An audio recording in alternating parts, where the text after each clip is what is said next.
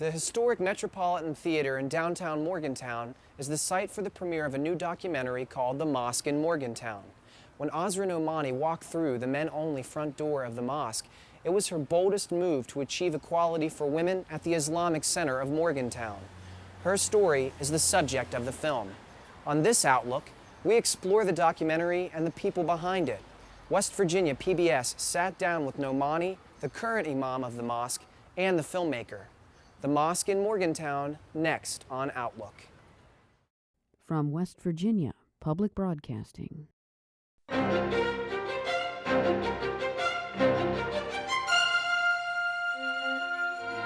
This is Outlook, a reflection of our place, our time, and our people.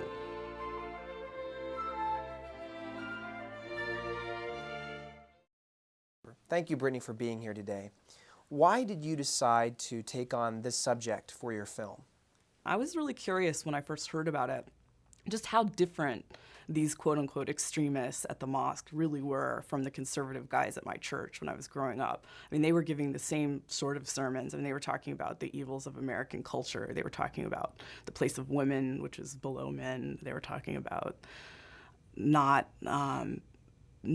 having anything to do with other Christians in town. Forget about Muslims and Jews, but even other Christians from other denominations. So I thought a lot of the rhetoric coming out of the mosque is really just the rhetoric of religion, of conservative and traditional religion. And I didn't know whether that really meant that they were that dangerous, that maybe they were more like us than they were different. And so I was curious about that, in addition to, of course, curious about Azra Nomani, who's a terribly fascinating figure.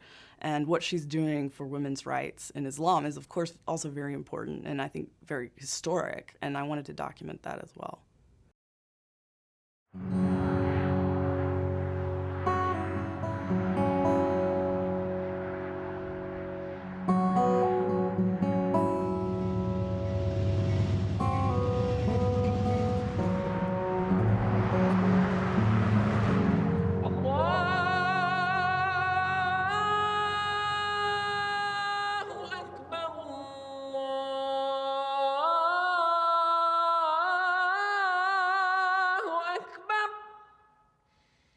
أشهد أن محمدًا رسول الله.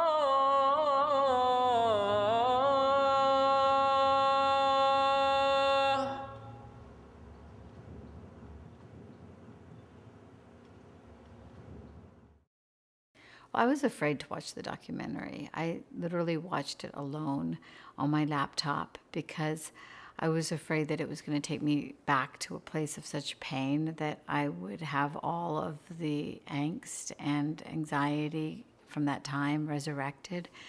But I was able to watch it without feeling, my heart get strangled, because I look back and I really think that what we did was a good thing. I feel sad that there wasn't a better process. That was always what made me sad throughout. I didn't want it to be a process of conflict and confrontation. I knew that the stakes were really high. I had this wonderful friend at the Wall Street Journal by the name of Daniel Pearl. We had both gone to Pakistan after September 11th as journalists, and he came to visit my house in Karachi. And I waved goodbye to him alongside his wife as he got into a taxi for an interview that we thought was going to be with a Muslim sheikh. In fact, it was a plot to kidnap him. And I never saw Danny again.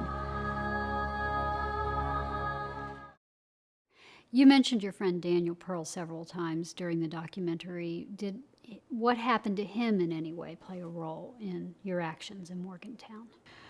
My actions in Morgantown were directly connected to my experience in seeing my friend Danny kidnapped and then murdered. In the search to find Danny, we discovered that the photos that had been dropped off of him had been left at a mosque. And I knew from my studies in communication and media that mosques are repositories for information, political activism. They're our town square. I mean, they are where policy and ideology and theology are defined for the community.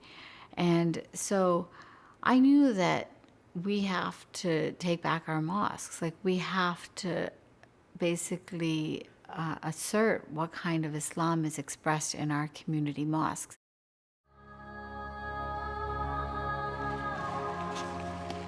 These were photos that were dropped off at a mosque in Karachi by the men who kidnapped Danny.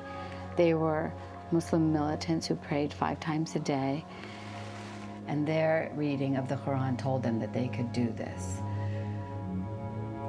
And these photos showed me the slippery slope of where intolerance and hatred can take us, and I wasn't going to accept it in my mosque in Morgantown. Places of worship can become mechanisms for terrible violence and destruction in our communities. And so that's a message that I had witnessed personally, and I can see through the documentary, it was one that many people in my community didn't get. To me, it was really clear that there's a link between the type of Islam that you practice in your mosque and, your attitudes toward your community and the way that you relate to others. What is this thing here? Look at that. That is so scary. Okay, this is the guy who said that a woman's voice is not to be heard in the mosque. This is a guy who said Jews are the descendants of apes and pigs. This is the guy who said that the men should surround me and scare me. No, for real. I mean, that's what he said. And they are talking unity, all they are Arabs. Yeah, that's really hysterical. This is pretty comical. Yeah. Interesting. There's a scene in the documentary where you and your father are looking at pictures of the slate of people running for the election, and he points out that the people are Arabs. Is there a difference in the way different cultures interpret the Quran and Islam? Yeah, there's definitely a cultural difference within our Muslim world.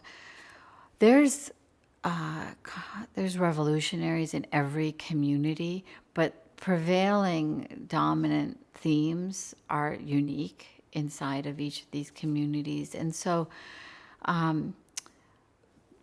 what becomes problematic is when the bullies of any culture want to then say this is, the way that we're going to do it for everyone else. And so when it's really narrow, that's when it's really difficult. And the problem is that I think in our American Muslim identity, we're more expansive. There is room at the table for everyone. Just don't force your way on everyone else. But when you come from a cultural norm where your narrow definition is how everybody should live, then it becomes suffocating, I think, for the rest of the community. And that's the clash that we got into. Is it because there are people from different countries in that particular mosque? Yeah, our mosque in Morgantown is emblematic of our Muslim community. The hardliners, the crazy feminist chick, the moderates who sit on the fence and don't take any action, the little kids who are disenfranchised. I mean, these are all of the dynamics of our Muslim community.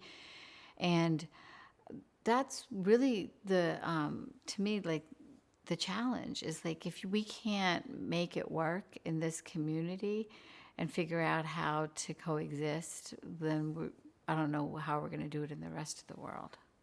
Now, some at the mosque seem to be in agreement with what you wanted to do, but didn't like your tactics. Is there anything you would have done differently in hindsight?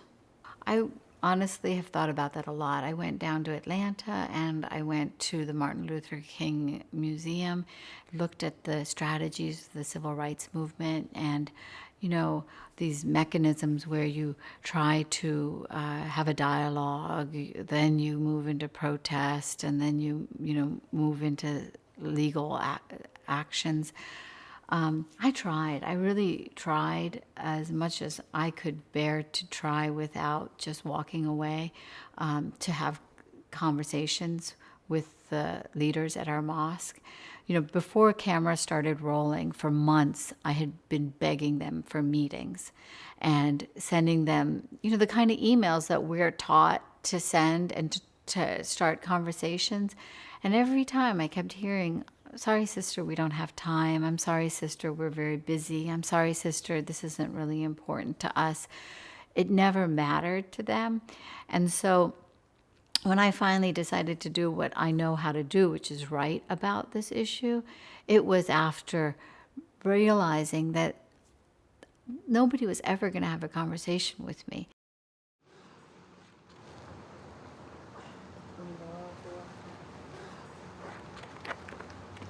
Ezra had asked the mosque executive committee formally to make an announcement about a women's literary event that she was going to have, and she was inviting some scholars and some other women scholars. Well, what we didn't know about was that we were going to have a protest march on our own mosque.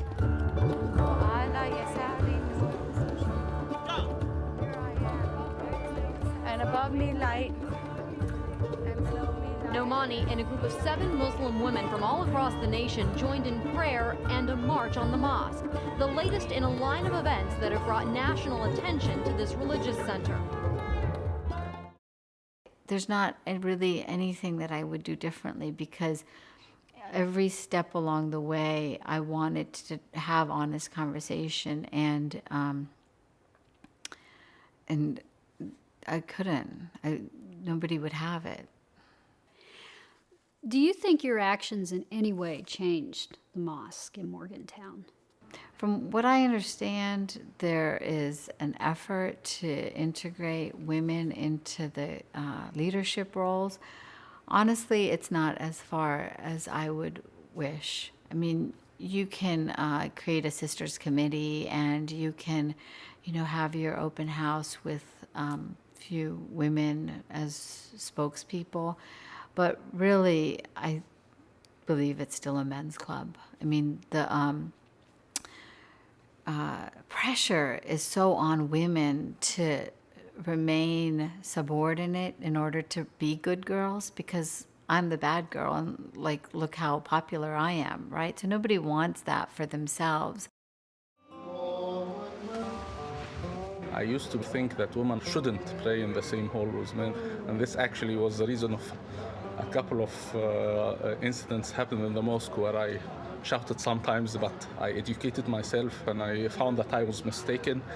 So I am pro-women praying in the same hall. And so the reason why I ended up writing about what happened in Morgantown initially was because I wanted this story to come to life as an issue. This is what I'd learned as a journalist always, bring it to life, show, don't tell. And so what's happened is that with this case study, with this situation, people have been able to say, yes, that happens in my community, and it shouldn't happen in my community. I don't want it to happen. And so the national Muslim organizations have created new policies that affirm the right of women to the main halls of mosques, and women around the world are challenging these man-made rules that they're not welcome at the mosques. Imam Chaudhry, thank you for being with us today. What were your first impressions about this documentary? What were your initial thoughts? Well, I was part of the documentary since its start, and Brittany Huckabee, who's the producer, director of the documentary, she contacted us at the mosque, and I was there all the way when it was being filmed. And there were all kinds of concerns about what the documentary might show. And the first time I watched it, I found that it was not the way many people thought in the community. I thought it was a pretty fair assessment of the situation in Morgantown. But that being said, it did not cover, or it did not show all aspects which somebody who's living in the community would understand. There are many dynamics of the mosque in Morgantown and the community in Morgantown. Do you think it's accurate? I do not think it's entirely accurate. It does bring out a few issues which were accurate and which had been part of the think tank of the Islamic Center of Morgantown from its very beginnings.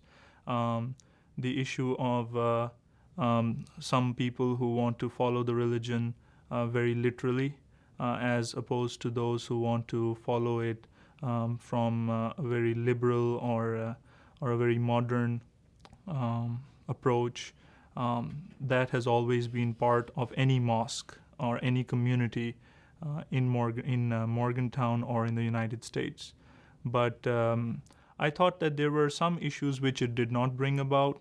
One of the things which it seemed to me was that the documentary shows that all the changes and all the good things are coming about due to Asra's efforts in the community. And that is not accurate at all. The community had always been struggling to resolve these kind of issues and problems. When the documentary started, the mosque had just shifted to the new Islamic Center, and the community was growing. Every community needs time to mature. And I think the Morgantown community was passing through that maturity phase when the documentary was being filmed. So it does not bring out the stages of how the community matured over time. And I think it gives a little bit of credit to Asra, where I think that other people who worked really hard to bring about positive things in the masjid, in the mosque, were not shown, and they were not given the due credit they deserve. How did Azra Nomani's efforts to change the way women worship in the Morgantown Mosque affect other members of the mosque? I don't think it has brought about any change. Many women in the mosque, before she came, preferred to pray in their separate area, and they still do. So I don't see that there is a major change which she brought there. There were no rules from the very start which said that women are not allowed to pray in the main prayer hall. The women were always allowed to pray in the main prayer hall, and they are still. But many women, and the majority, chose not to, and that's entirely up to them. And I don't see that really there was a change in the women's rights movement, or women are getting to do more than they used to before. As I said, that every community matures and it takes time for issues to be resolved. The women participation in the mosque has grown since the start, and now we have women teachers teaching at the Islamic school. We have women who are representing the community in the executive committee. We have women representing the community in the school board. So, women were always part of the community, and now they are even more actively participating. So as far as a big change, I don't see a big change. I see a gradual change, which I think would have happened naturally, even if Asra had not come.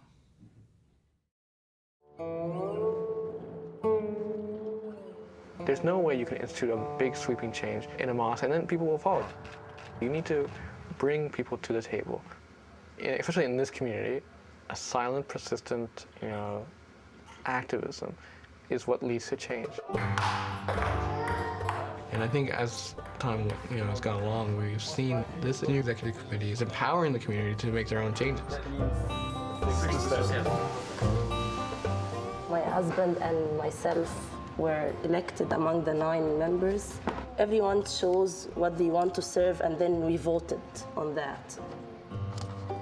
Dr. Hani Ammar is the responsible for maintenance now. In the past, they used curriculum from Saudi Arabia, and then we started to search for another source. And And what's good about these books, they are using English.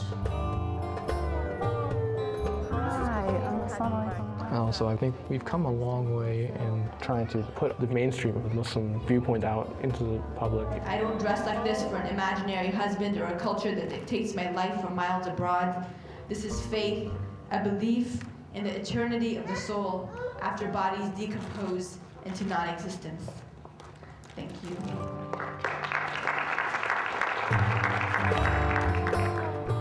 We're also giving the media greater access to the mosque. So this place is exclusively dedicated to women. We're also talking about getting more involvement among the sisters. We might think that there's no need for this place, but a lot of women, they prefer praying here. It's getting there. It just takes time. The Morgantown Mosque serves Muslims from many different cultures and backgrounds. Are the issues that Azra raised, in your opinion, about a culture clash between people from different countries who have different perspectives on what it means to be Muslim? Those issues were always there. And the problem was the way you resolve those issues. You don't just label people as extremists and as fundamentalists if they have a different opinion on certain issues than you. The mosque is run democratically. We have elections every couple of years. And that's one of the things we told Asra initially, that if she thinks that there are certain things which need to be changed in the mosque, then she needs to run for elections and see if she has enough support in the community. If she does, she's more than welcome to become part of the board, to become part of the decision-making process. But instead of going that route, she took a very aggressive route, and she put names of different community members in different papers in the US, labeling the mosque as an extremist mosque led by people who are similar to those who executed Daniel Pearl, which is not true at all. So that cultural clash always existed and will always exist because this is natural. But the way you resolve it is through dialogue, through talking to each other, through educating each other, through patience, through tolerance for each other's viewpoints. But she showed complete intolerance towards the views of other mosque members. Had she gone about this in the right way, had she gotten the support of the moderate people such as myself, we could have made 10 years progress in 10 months' time. But the way she did it, there was no benefit, and it made everyone look bad.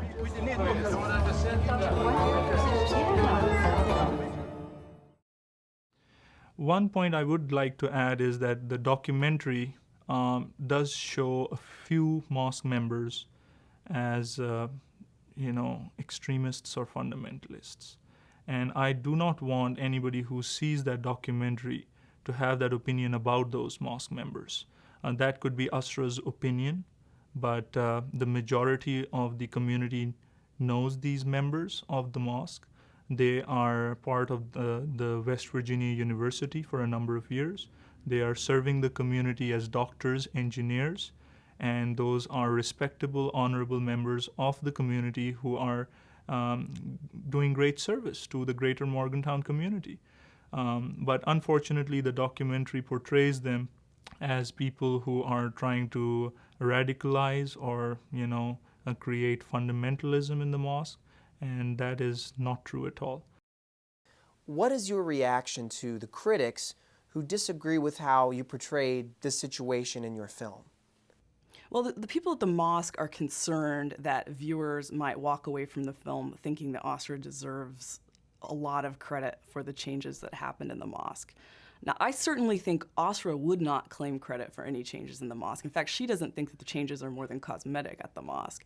The film does not ascribe those changes to Asra. It shows what happened, and it's really a matter of interpretation on the part of the viewer as to who deserves credit for those changes. I'm not trying to provide an answer to that, and I actually don't think the answer is that clear-cut.